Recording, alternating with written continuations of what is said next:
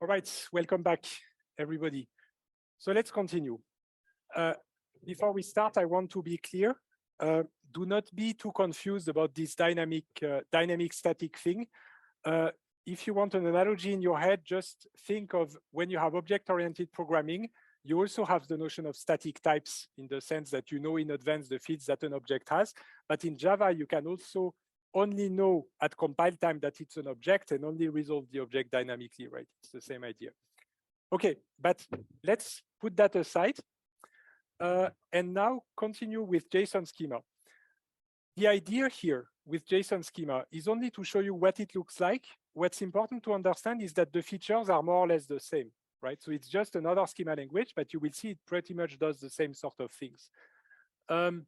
So here is an example where you see that if I don't do anything by default, it's actually open. This is the opposite of JSON. In JSON, by default, it was closed. And if you change close to false, then you accept other keys. Here, by default, you accept other keys, like H, for example, is something dynamic that you didn't have in the schema, that you accept it.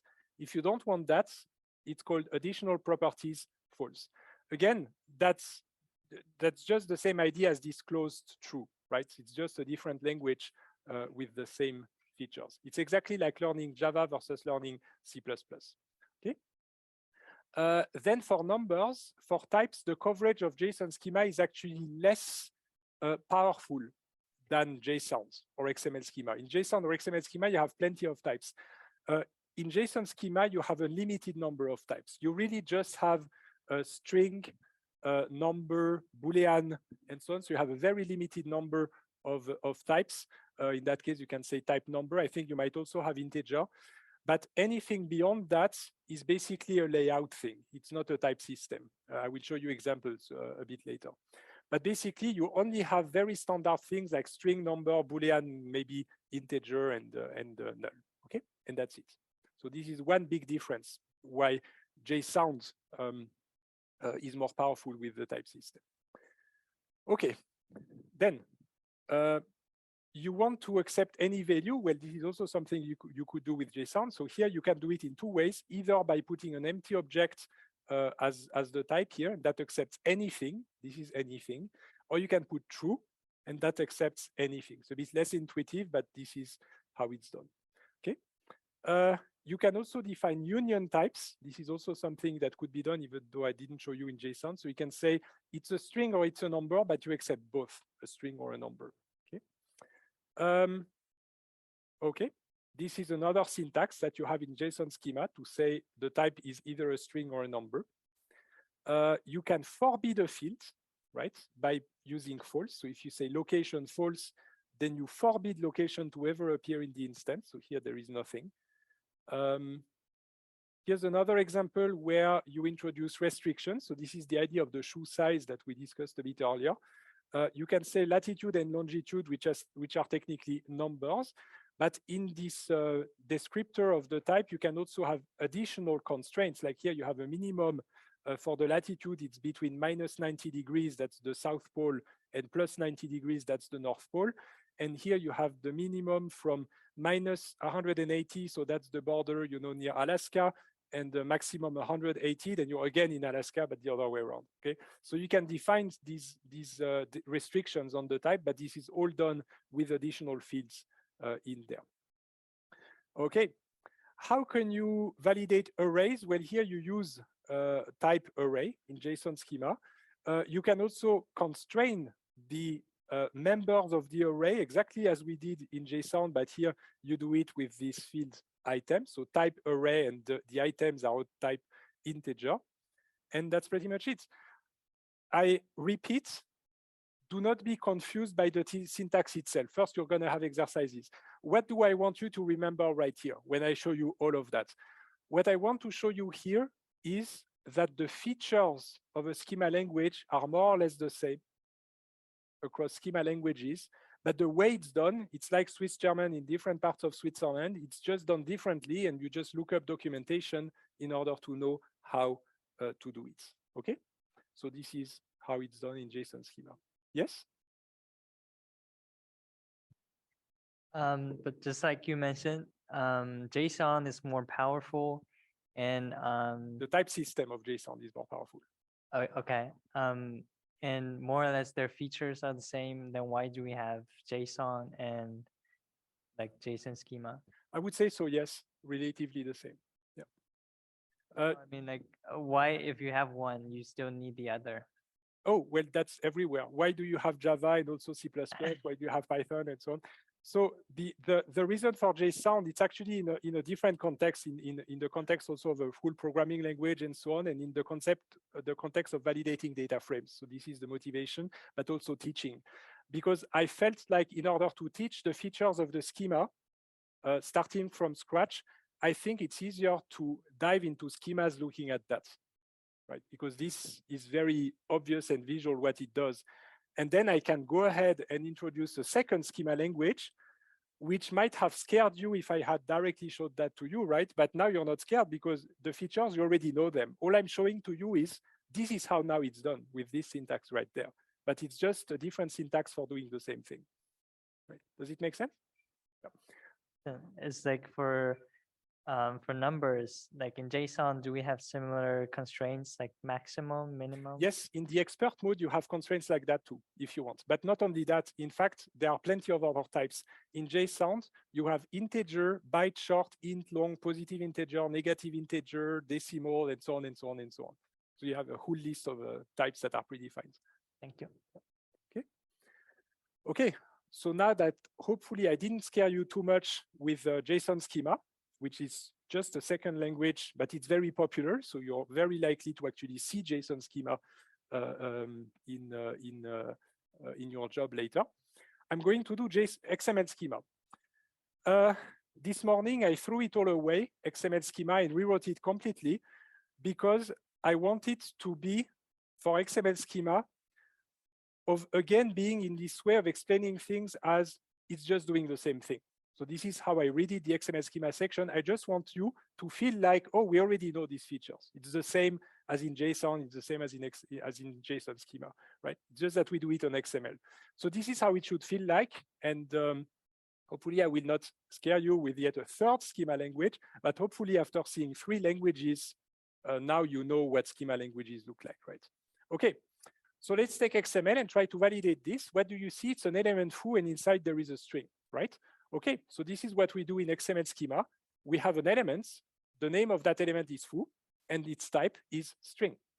It's just that in XML schema, the types have this prefix XS, right? They are all in that namespace.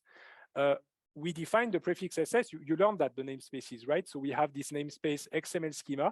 Don't worry, that's the only namespace you're ever going to see in XML schema, at least today, right? So it's always going to be there. So we have XS. What do we have in that namespace? We have first, all of the elements of the schema are in that namespace, XS all over the place, and all of the types also are in that namespace. Okay.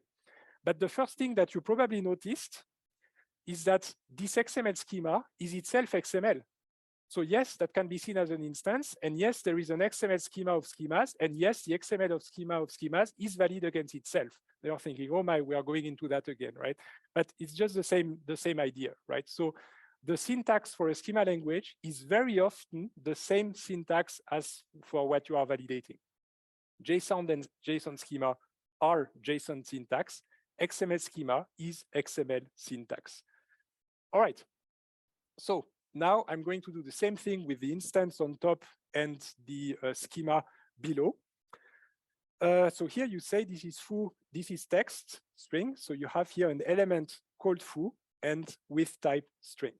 What is this thing here? This is just, you don't even need to know that because Oxygen will add it automatically when you ask to validate. It's just basically telling the engine that it's supposed to use this file, schema.xsd. XSD is the extension we use for the schemas. So it's just pointing to this file right there that is called schema.xsd. But what I'm going to do is remove it. Now, there you go.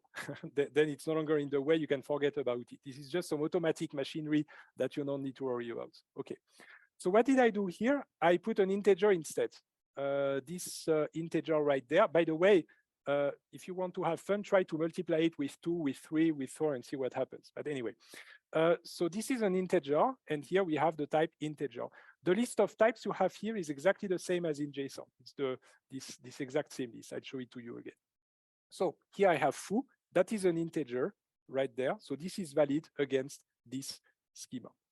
By the way, I have new lines and namespaces. This is just pretty printing. It's just so that it looks nicer to a human being, but when you validate, you don't care about the namespaces. Okay. So now, how do we validate then more complex structure? Like, what about this first and last that I had in JSON, right? First Albert and last Einstein. Let's do the same in XML. The first thing you see is that this is super scary and verbose, like this element, complex type, sequence element, and so on. But now I know you're not scared because I've already showed to you the whole ID, right? Starting very simple, because this is just doing exactly the same thing as we've done before with JSON, because what is really happening here is something very simple. We are just saying that the element called person right there has two children, last that is a string, and first that is a string. And that's it, right? This is just verbose thing. This, in fact, is all static design in the sense that all of these elements here are predefined in the schema language, right? So if, if you want to view it like that. Okay, who is following? Okay, who is scared of this absolutely verbose syntax right there? Some of you, okay, yeah, you can be scared. I mean, XML schema is scaring a lot of people. But as soon as you understand it, it's just yet another schema language that has exactly yet the same features as every other schema language, then it actually looks easier. Okay. What cool things can we do with XML schema that we can't with JSON? Well, there is something in XML that we can do. We can repeat elements. This is something we can't do in JSON, but we can repeat an element in XML. So in the schema, you can specify the maximum and minimum number of times that it can repeat. So here we say it's at least 2 and at most 4. So here we have 3 times, so that's fine. And 0 or 1 can be either 0 times or once. Here it's once, so this is good. Do we have a question on Zoom? I saw. Why do we need element complex type? Oh, why is it called complex type? Yeah. So I wanted to not focus too much yet on the syntax itself, but basically the idea is that a complex type means that you have nested structures. A simple type can be understood in the sense of atomic type, string, integer, and so on. These are simple types, right? But here it's a complex type because we are nesting some more elements. Does it answer your question? There's another question. Yep. Can we also just set the default namespace to the namespace referenced by access? Oh, yes, you could do that. I don't think many people do it because that's common practice, but you could absolutely instead not have the access at all and just define it as the default namespace, and it works as well. Yeah. Then why sequence element is not enough? Why sequence element? Yeah. I didn't understand the rest of the question. So it was for the first question. Sorry, it's a follow-up for the first answer. Why do we need the complex type, and then why sequence elements is not enough? I don't know. It's just the design of the language. That's what basically there is a working group at W3C, so the same that design HTML and HTTP in these things. So they spent years of work in order to design this, and this probably there was hours of discussion to make these decisions. But this is what it is. I think the reason is that you have other ways than sequence. I'm not showing them to you, but there's other ways to specify the layout. That's why. Right? Yes. I think if I'm not mistaken, there are attributes as well. I will show it to you as well. And then I guess the attributes come after the sequence. Yeah, I will show it to you. I have a slide. Yeah, and I think that's maybe one reason why we have the complex type and the sequence. So just to yes, absolutely, you are correct. Thank you. So yes, that's an additional answer for Zoom. Yeah, thank you very much for jumping in. Yes.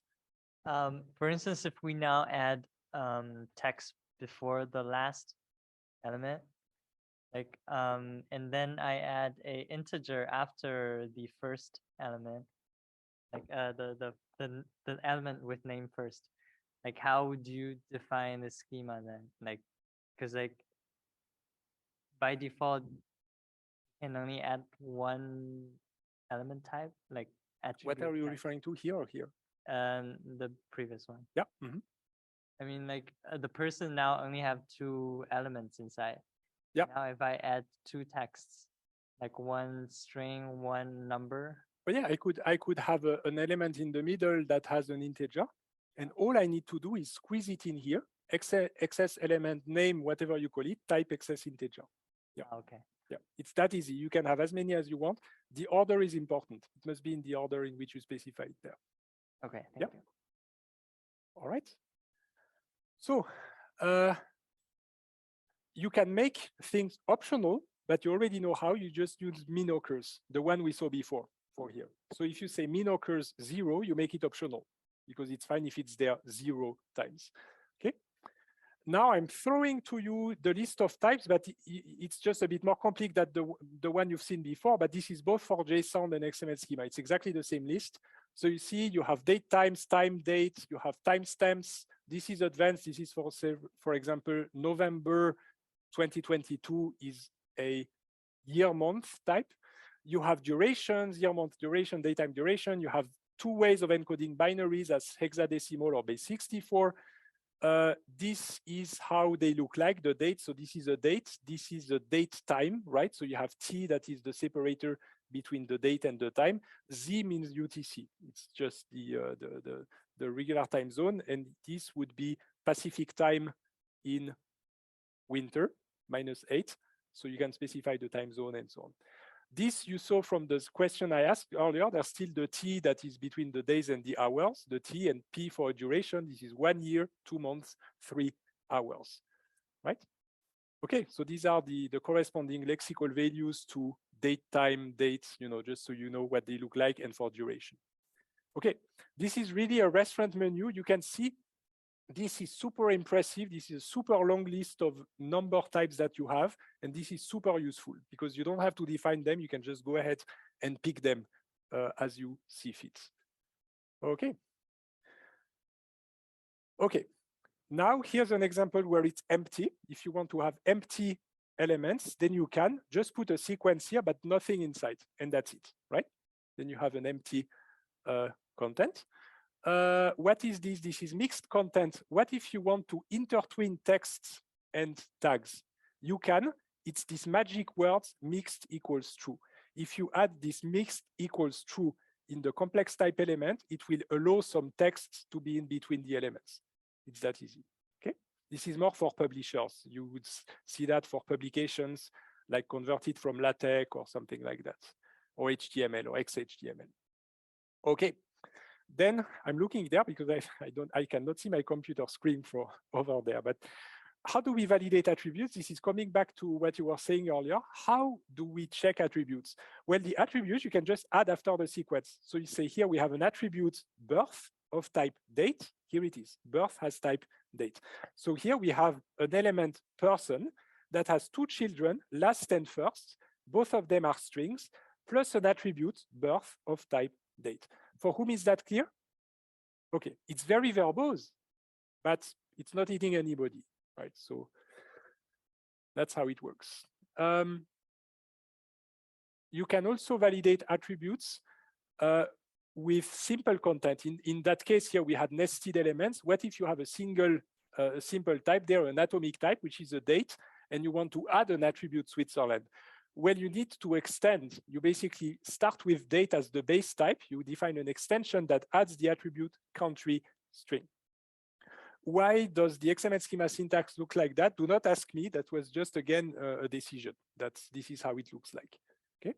How you define that it must be a date inside the elements and an additional attribute Switzerland.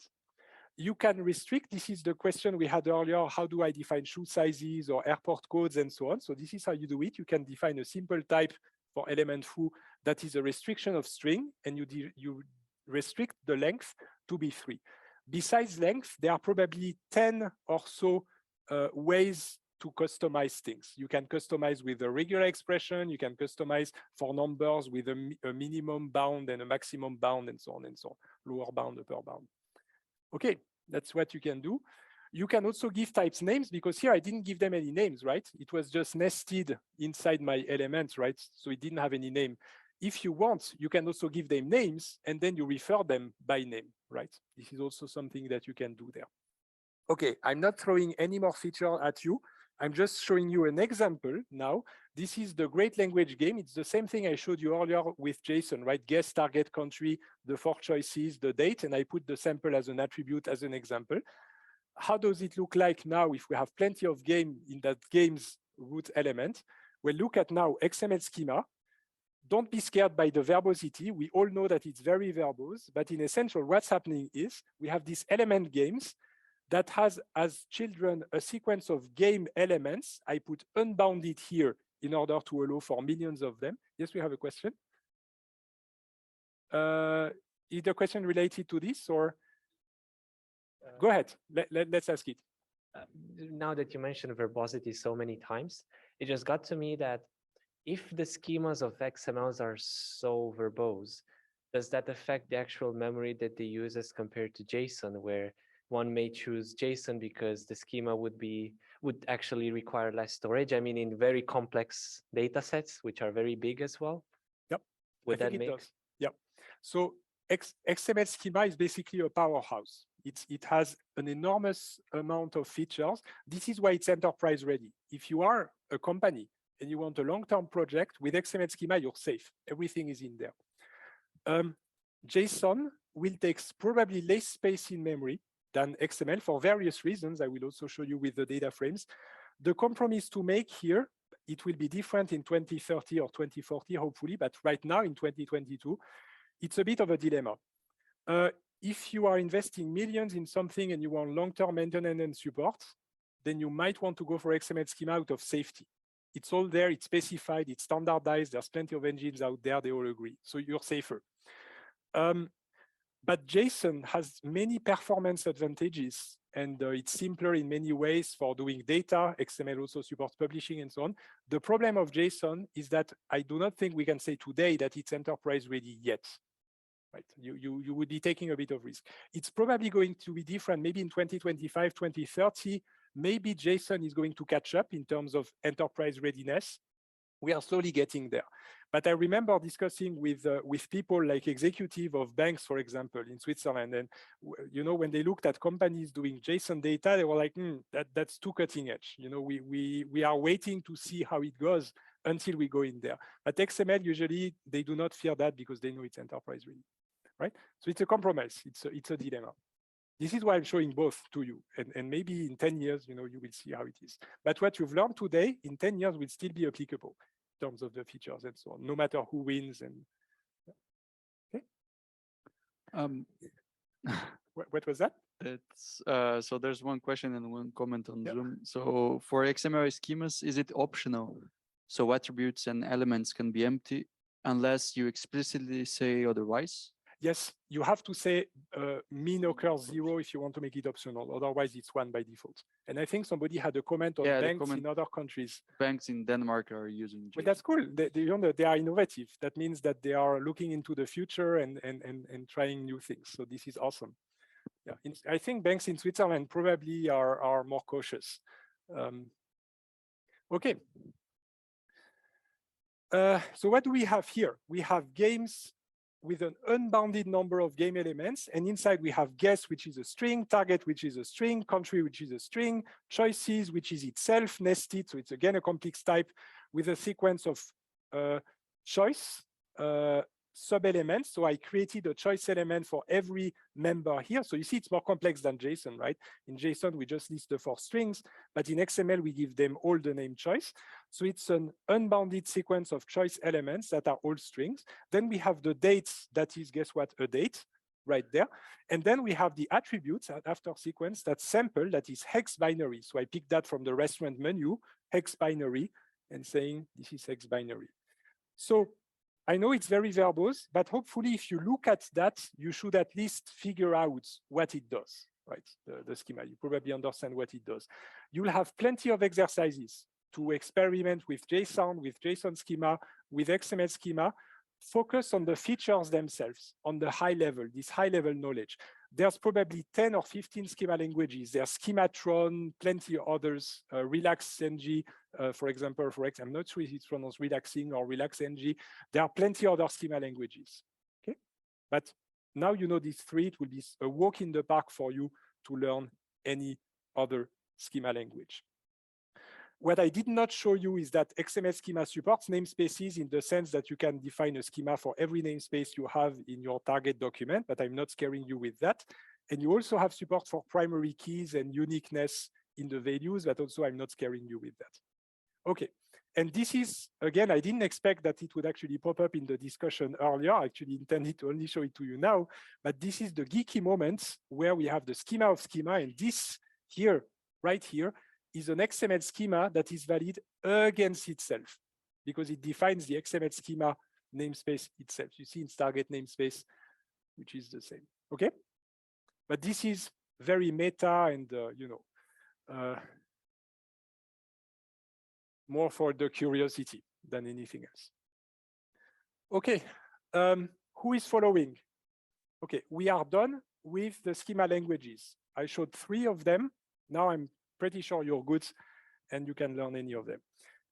Now let's go in data frames, because if we now come back to the motivation of why we are doing all of this, we are doing all of this for performance. We want to increase performance. So now let's go back to JSON. Let's go back to JSON and validating JSON. You have a JSON data set. We'll give one to you, the Great Language Game. It takes a lot of space. It's textual. It takes a lot of space and we want to squeeze it. Well, one way to look at things, if you have some JSON that is tidy, that is not too messy, you can often convert it to tables. This is an example here of JSON schema. I'm using it because I think that's the most natural way here. We have an ID that is an integer, a name that is a string, and living that is a Boolean. That corresponds, it's all flat here. So this is 3 columns in a relational table, right? So you see that relational schemas are a special case of JSONs, right? It's the case where it's flat and it's a closed object where you only have these 3 columns, right? So here are 4 records that you could express in JSON, but I'm directly giving to you the visual. Who understands that? Okay, then the rest is going to be super easy for you. Here's another example where instead of a string here, I have an array of strings. How do I represent that visually? Well, I'm adding more vertical and horizontal bar in there, but basically here I have a string, 2 strings, an array of 2 strings, an array of 1 string, an array of 2 strings, and here. You might have observed that this is no longer a relational table, right? Because we are not in the first normal form anymore, because we have nested structures. But in the case of arrays of strings, it's kind of still a bit structured enough that you can still make it a nice visual like this, right? With horizontal and vertical lines. So this, in fact, is called a data frame. And a data frame is a generalization of relational tables where you also allow for nestedness, nested arrays, nested objects. So I'm going to show you a few visuals here. For whom is that natural, right? You have an array of strings, you can draw it in that way. Here's another example. Now it's not a nested string, it's a nested object.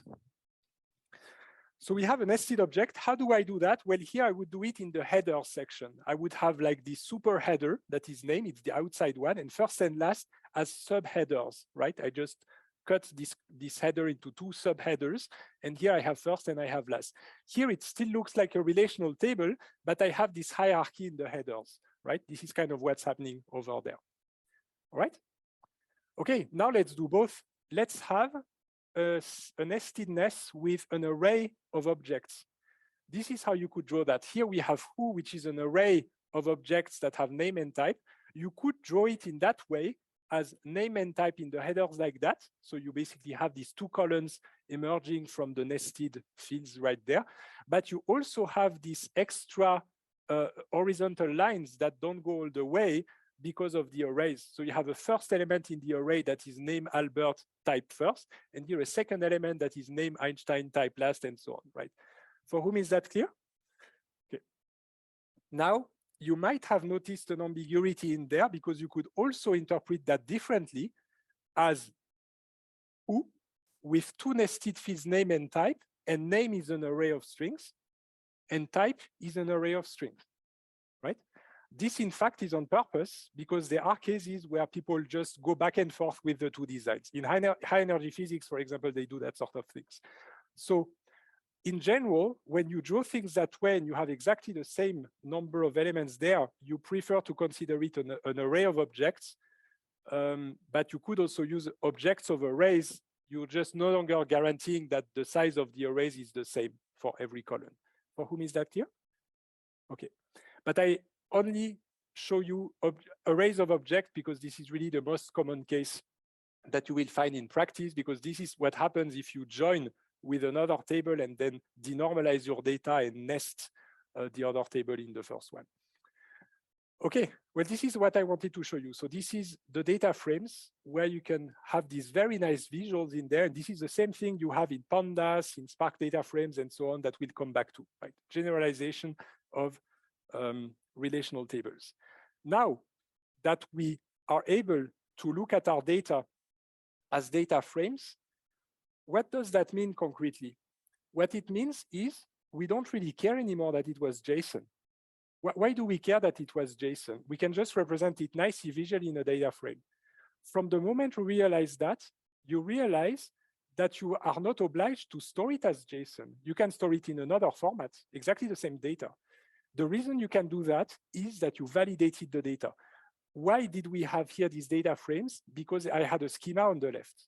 It's because I have the schema there that I'm able to draw the data frame. Of course, I have a few constraints on the schema. For example, I never have item as a generic thing. I only have specific types. And the second thing that I forbid in the schemas is open objects. I don't have any open objects in there. What does it mean? It just means I know the columns in advance. So under these circumstances, I can store it in different formats. Parquet is a very popular alternative. Once you have validated JSON, you can store it as Parquet. In order to understand this optimization, you need to understand that whenever you have a collection of JSON objects, it's basically a list of maps, right? Who agrees? A collection of JSON objects is a list of maps, right? That's all it is. Now, if you validate that list of maps, you have more structure. So I'm going to show you these intuitions here. The first contrast I want you to understand is the difference between a flat data set and a nested data set. In the nested data set, you have tables in tables in tables. These are the arrays of objects that I showed you earlier, right? So you have nested data sets versus flat data sets. This is all supported by JSON, lists of maps, the list of maps model. Okay, so this is how it looks like in the syntax. This is the same thing. Here, this is the visual, and this is here. Oh, why is it not working anymore? The battery. Oh, working again. So this is the syntax in JSON, right? Nested versus flat. The second distinction is homogeneous versus heterogeneous. Heterogeneous means you have missing or extra fields and you have mismatching types in the same column, right? Homogeneous on the left, heterogeneous on the right. Again, JSON supports both, right? On the left, you have these always the same fields, and on the right, you have heterogeneous. Heterogeneous might be because you have optional fields, or it might be because you have an open type that allows any extraneous fields to appear. And now you have everything. So you have flat homogeneous. So on the left, it's the beautiful world of relational databases, right? Flat and homogeneous. And on the right, nested and heterogeneous. In fact, in that case, you don't even have a schema, probably. You just have a data lake with a huge quantity of JSON that was written to the data lake, maybe in a logging fashion, right? And you see JSON supports it all. With JSON or NoSQL in general, you open the door to nested and heterogeneous data sets. All right, so JSON is the example I use, but XML is the same. By now, I hope you understand that both do the same thing, right? You both support this. Now, there's plenty of technologies out there. YAML is another syntax that we saw. Protocol buffers, one of you mentioned, yeah, I think it was you who mentioned protocol buffers, right? I don't remember, or maybe somebody else. Oh, it was you. Okay, so protocol buffers is another technology. This one needs schemas. Parquet is a format. Avro is a format. libSVM is for machine learning. Data frames I just showed to you. CSV is when it's flat and homogeneous. All right, But the good news for you is that with everything we've learned, you can go into any of these and understand it very, very easily without any problem. Just open the documentation, start reading, you will be in familiar territory. For example, the things that you will notice when you look at them, it's a good exercise actually to open random technology documentation and just ask yourself, for example, is it nested or is it flat? CSV is flat, Parquet is nested, right? Is it text or is it binary? JSON, XML, YAML, that's all text. Parquet is binary. Protocol buffers is binary, except in debug mode. Protocol buffers in debug mode can also be text. Is the schema required or optional? JSON, XML, YAML, it's optional. Protocol buffers, Parquet, it's required. You cannot even start if you don't have a schema. Relational databases is the same, right? So these are the yes/no questions that you can ask yourself whenever you look at a technology. Let's take an example. I'm throwing that at you. These are the atomic types in Parquet. Who finds it easy? It's easy, right? We've seen that all. They are just called differently, but who cares? These are the same types, more or less, right? So all you need to do is look up the documentation. Even arrays and object, they're just called lists and maps, but that's the same idea. So you see, if you look into Parquet, it will be a walk in the park for you to learn. Why it's called Parquet? Because it stores it in columns instead of storing row by row. If you look at the file layout, it's storing in columns. And that means that when you read, you can skip entire columns. And that makes it super, super, super fast. That's the reason why it's called Parquet, by the way, very probably because it actually pretty much looks like it when you store it. Okay, I have a slide. I added it extra for you. Protocol buffers. This is an example of schema in protocol buffers. Why shouldn't you be scared? You've seen JSON, you've seen JSON schema, you've seen XML schema. That's just a fourth one, right? Maybe it looks a bit more like C++ or Java, but this is it, right? So you can write schemas also for protocol buffers, and then you can import them in any host language, and you can start storing data. What are the scalar types in protocol buffers? Who finds it easy? It's always, all over again, the same types, just named differently. Okay, that's an example of how you use protocol buffers in C++ or Java, for example. All right. And I think that's the final slide in order to summarize what we've actually done in this lecture on data frames. We have seen that with JSON, XML, YAML, and so on, we support heterogeneous nested data sets, the whole thing. But in some cases, we can introduce a schema to recognize some general structure. We can still allow for nestedness. We can still allow for nested arrays of objects and so on. But we can basically have structure that helps us transform the data to a better format, like Parquet, Avro, and so on. And you will see in the exercises, we will ask you to do that. We'll give you a JSON data set. We'll ask you to validate it, to save it then as Parquet, and to try to open Parquet and to open JSON. You will see there is a massive difference in the time that it takes. So if in a project later, you are given a JSON data set and you see a structure and you need to query it, the first thing you should think of is, let me convert that to Parquet. I'll validate it and I'll convert it to Parquet. For whom is that clear? Okay. Well, I think that you deserve that we finish a bit early today because that was a lot to digest, especially I didn't expect that discussion, but with the dynamic static and the meta schema discussion, that was a lot of brain power. So thank you very much for attending. This is the end of data modeling, and tomorrow we will start MapReduce. So we'll actually start processing data tomorrow. So I will see you tomorrow at 9 a.m. as usual in the main building. Thank you.